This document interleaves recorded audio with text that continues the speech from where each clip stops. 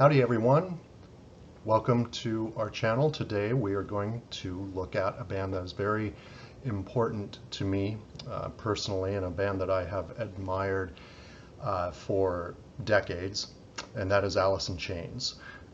They were a Seattle band that started in 1987, Seattle, Washington, somewhat associated with the grunge movement, although I find that the term grunge is kind of a pejorative and limiting word, and Alice in Chains, especially as a band that was so much more than that. I've been a big admirer of their smart, inventive approach to hard rock and heavy metal, as well as some of the other stylistic influences that they bring into their songs.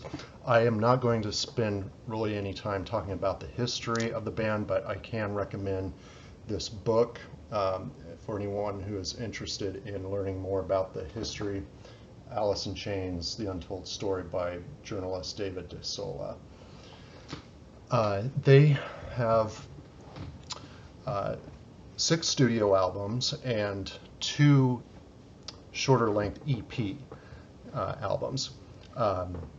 I should say that, and this is an important point, that there are no weak albums in their catalog. If you could plot out all the albums on like a horizontal axis that could measure quality of the songs, all would be kind of scattered along and plotted out on one end. That would indicate that there is exceptional consistency and quality that runs through their entire catalog, through both eras of the band, both the Lane Staley era and the more modern era with William Duvall as a co-lead vocalist and co-guitar player. So that being said, we'll look quickly at the 2 EPs that they released.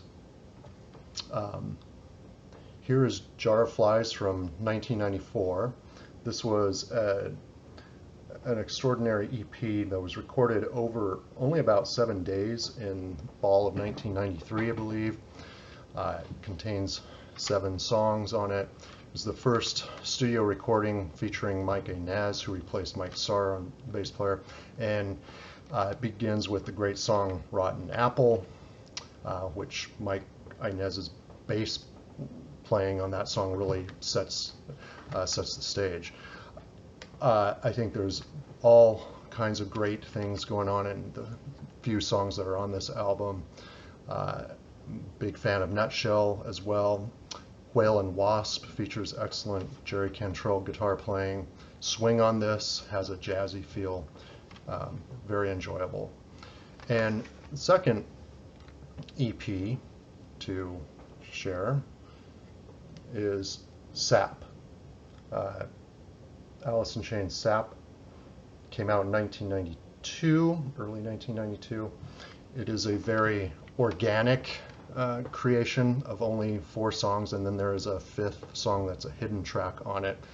It's also a collaborative effort with some other prominent musicians who resided in Seattle at the time. One of the things that may not be known to many Alice in Chains fans is that songs like Rooster and Wood, 2 very popular Alice in Chains songs that would later appear on the album Dirt, the demos of those songs were recorded during the Sap sessions. My personal favorites on Sap would be Brother, as well as I Am Inside.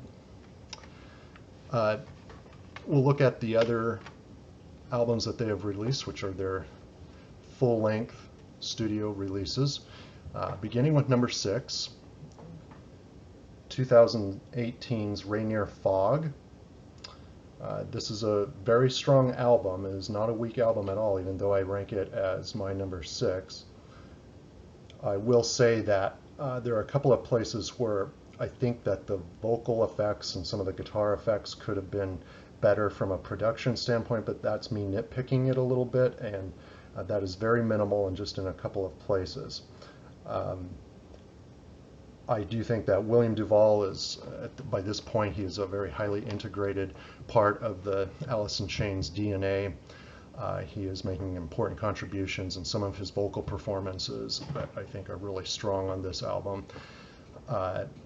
Highlights for me would include the album opener, The One You Know. I love the slashing guitars in that song, as well as just a few droplets of some Slayer sounding guitar riffage that appears in that. It's a very smart, inventive heavy metal song. Also, a personal favorite is Fly, which I would rate in my top 10 Alice in Chains songs, because it is a great song, a great mix of acoustic and electric guitars. I find the solo by Jerry Cantrell to be amazing and very cathartic. Other heavy songs on the album like Drone and Red Giant are very doomy sounding. A sleeper song on this album for me is Deaf Ears Blind Eyes, with the doleful lyrics and the guitars that just drip with sorrow.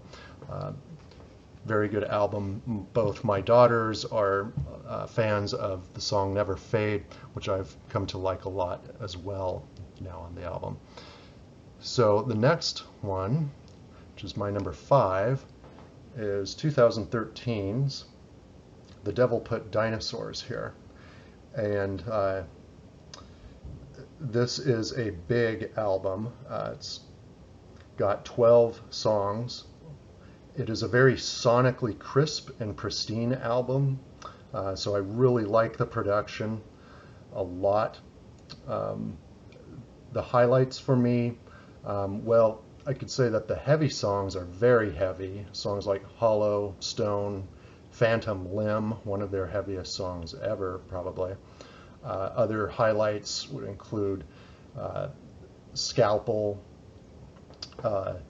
Breath on a Window, which is very catchy, and I love the imagery that is triggered listening to the verses in that song, as well as Hung on a Hook. Hung on a Hook is a sleeper song on this album, and it actually contains maybe some of the more violent imagery of any Alice in Chains song. You'll have to listen to it yourself and see what you think as far as that song goes. Next for me, number 4, is their 1995 self-titled release, commonly referred to as the Three-Legged Dog album, or Tripod, which was the working title. This was the last full-length studio recording with Lane Staley.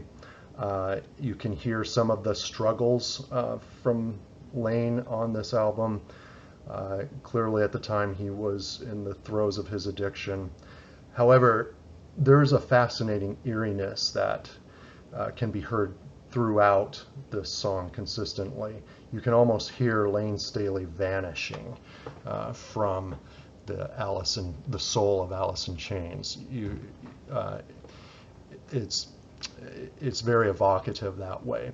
Highlights for me on the Three-Legged Dog album, certainly Grind is a great opener.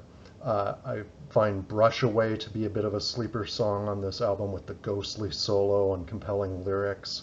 Certainly some of the other tracks like Sludge Factory, Frogs, Goddamn are absolutely fantastic.